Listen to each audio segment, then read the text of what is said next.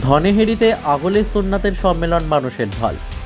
সোনাইর ধনেহড়িতে কাছাড় জেলা আহলে সুন্নাত ওয়াল জামাতের আয়োজিত মহাসম্মেলন জনসমুদ্রে পরিণত হলো। বুধবার ঠাসা কর্মসূচির মাধ্যমে দিনরাত চলে এই অনুষ্ঠান।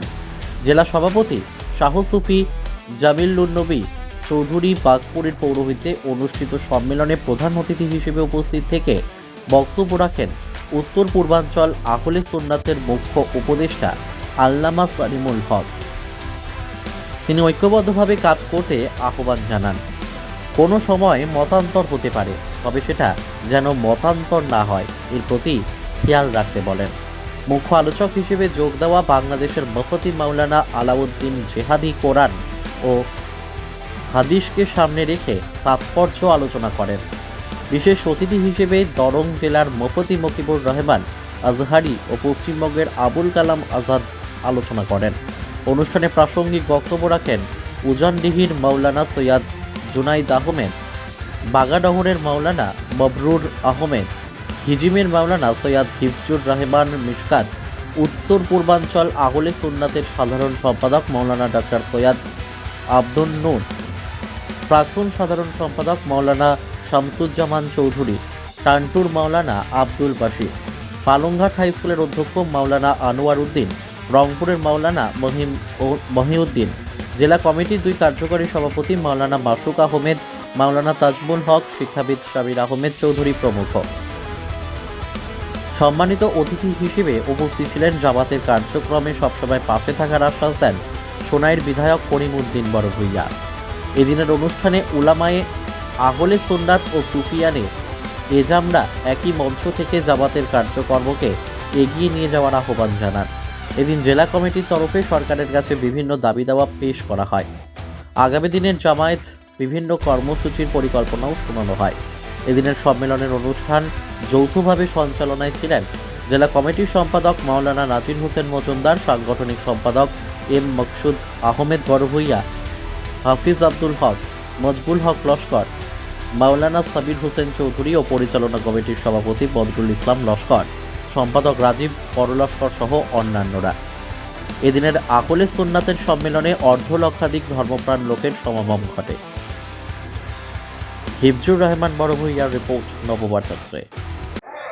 অন্যায়ভাবে আমরা সিট অকল আজমল ফাউন্ডেশন থেকে ডাক্তারি ফার্স্ট জনে পাইছেন। প্রায় ক্যাবিনেট সিদ্ধান্ত লইয়া 50 জনের 10% ছাত্রসকলের ভর্তির রাস্তা বন্ধ করে দিয়েছে মুখ্যমন্ত্রী। আমরা ওটা লইয়া ফাইট করি আর দোয়া করবো আলহামদুলিল্লাহ। আজকে আমরা লড়াই করিয়ে দিকটা দেখা লাগবো। কিন্তু আমার বহুত সাংবাদিক বন্ধু সকল আছে, আমার মুরব্বী সকল সামনে রাখিয়া কইয়া আসামও প্রায় 40% আমরা হিমাচল প্রদেশের লাগান আমরা ভাবি না হইতে নাই। আমি খেউরে ধমকি দিয়েন না, খেউরে হুমকি দিয়েন না। আমরা শান্তির বাহক, আমরা শান্তি চাই, আমরা সম্প্রীতি চাই, আমরা মিলিয়ে চলতাম চাই। এর মানে এইটার নাই যে প্রত্যেক দিন তুমি আমার উড়িবে আর আমি মাতিতাম না, এলা হইতে রইব নি। না সময়ে সময়ে কাম করা লাগবো কিনা লাগতো না। আর আমি জানাইয়া দিয়া 40% মানুষ যে কোনো সময় প্রতিবাদ করবার প্রয়োজন হইলে বারবার এইভাবে আমরা অন্যায়ভাবে বঞ্চিত করা যেত নাই। ইনশাআল্লাহ জনপ্রতিনিধি হিসাবে আইজ এমএলএ আইজ আছে, খাইল নাই গরু নাই, তার কোনো খাইলামে নাও থাকতাম পারি। কিন্তু একটা কথা কইয়া পথ চলার পথ আমি আমার সমস্ত মানুষরা কইয়া আমরা পুরো মজবুত করে চলা লাগবো। বুট হইলে বেউস হইলে হইতো নাই, সময় বেশ ভালো নাই। যে শক্তি সরকার চালার এই শক্তি বেশ সুবিধাজনক শক্তি নাই। আমি সামনাসামনি হইয়া লুকাইয়া কোনো মাঠ নাই। এই দেশ গণতান্ত্রিক দেশ, সংবিধানে অধিকার দিছে আমরা লড়াই করবার মাতিবার। সংবিধান মোতাবেক আইন সামনে রাখি, আইন কানুন মারব, আমরা লড়াই করবো। যেন গণতান্ত্রিক লড়াইয়ের প্রয়োজন হয় করবো, যেন এর আইনি লড়াইয়ের প্রয়োজন হয় আইনি লড়াই করবো। কিন্তু 1 চুল 1 ইঞ্চি ছাড়িয়া চলা যেত না। হযরত আদম থেকে ঈসা পর্যন্ত যত নবী রাসূল এসেছে, কোন নবী এবং রাসূল আমাদের নবীর সমান না। সুবহানাল্লাহ। যারা বলবেন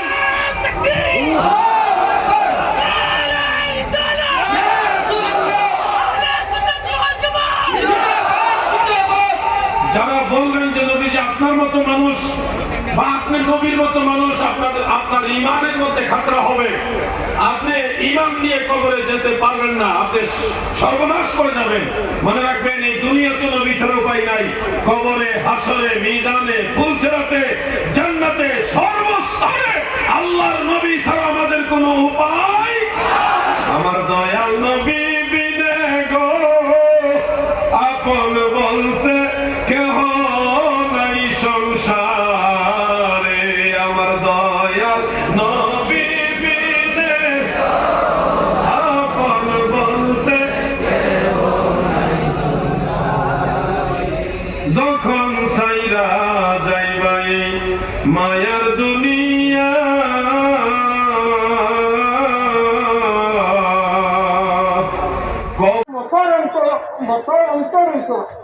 মতান্তর হইতে পারে, কিন্তু মনান্তরটা হয় না, যে মনের অন্তর হয় না, ও গিয়ে আমরা আগুয়াইতাম পারবো।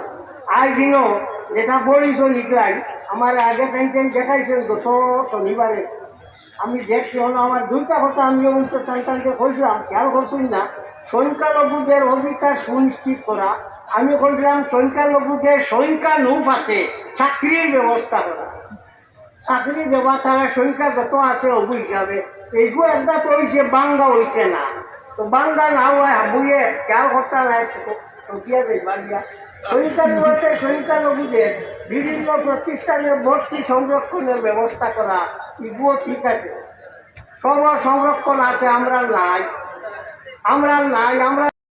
আগে যারা মারা গেছে তারা তো এখনো কবরে, আমরা মারা যাওয়ার পরে কিয়ামতের আগে তো কবরে থাকবোই। কত 100 বছর থাকবো, কত 1000 বছর থাকবো, তার তো কোনো হিসাব নাই। কিয়ামত হওয়ার পরেও থাকবো 40,000 বছর। এরপরে বিচার দিবস কায়েম হবে। বিচার দিবস একদিন, যেটা পৃথিবীর দিনের হিসাবে 50,000 বছরের সমান। এই বিচার দিবসে যদি আপনার কর্মফল ভালো হয়, আল্লাহ এবং আল্লাহ রসুলের দয়ার নজর হয়, তাহলে আপনি হয় জান্নাতি হবেন। আর যদি আল্লাহ এবং আল্লাহ রসুলের দরবারে আপনি ওরকম কল্যাণকামী না,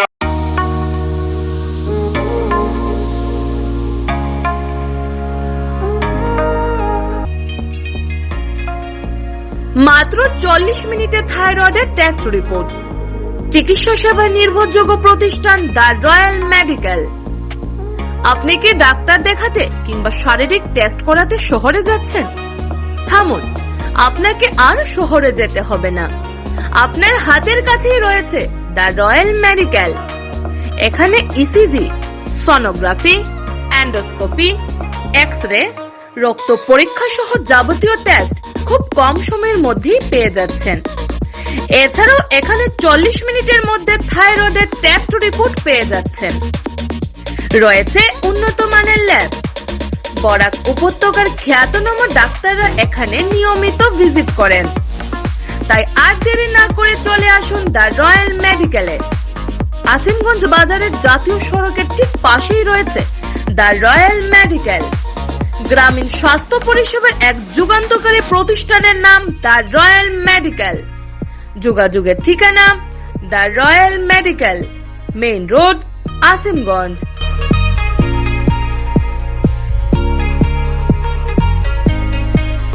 আমরা হইলাম আসিমগঞ্জ দি রয়্যাল মেডিকেল।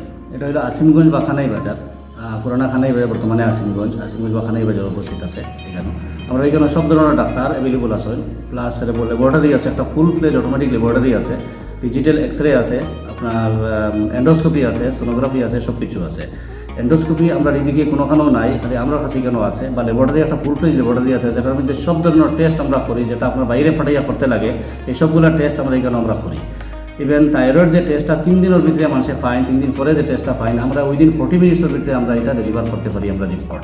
প্লাস একলগে 60টা স্যাম্পল আমরা মানে রান করতে পারি মেশিন, অত বড় মেশিন আমার কাছে আছে, বা স্ট্যান্ডার্ড বা লেটেস্ট মেশিন আমার কাছে আছে।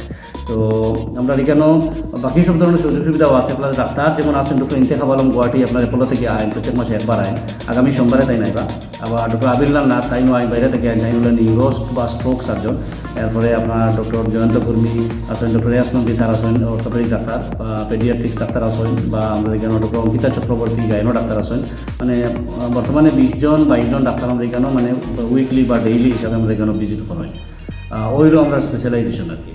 আর বাকি মেডিসিন আমরা ট্রাই করি আর কি, বা ট্রাই করি আর বর্তমানে আমরা কাছে যে আমরা কাবার করতাম সেই যে বরাকবেলি বা বাইরার মানে গিয়া ডাক্তার যদি কেউ দেখাই যায়, তো আমরা এখানে এই ধরনের মেডিসিনগুলো যাতে এই আমরা লোকালিটির বা এই এরিয়ার মানুষে যাতে মেডিসিন কেনার লাগে বাইরে যাইতে লাগে না, এর কারণে আমরা একটা ট্রাই করি আর যে আমরা এখানে সব ধরনের মেডিসিন মানুষে ইয়া ফাইতো এখানে মানুষের যে কষ্ট হয় মানে ডাক্তার দেখাই এলো মেডিসিন পার না, এটা লাগে মানুষে ঘোরাঘুরি করে বা এই যে একটা অসুবিধা মানুষে ফেস করে, এই অসুবিধা না করার লাগে আর কি আমরা খুব কোশিশ করি বা ট্রাই করি যে আমরা এখানে মেডিসিনগুলো অ্যাভেলেবল করাইবার লাগিয়া।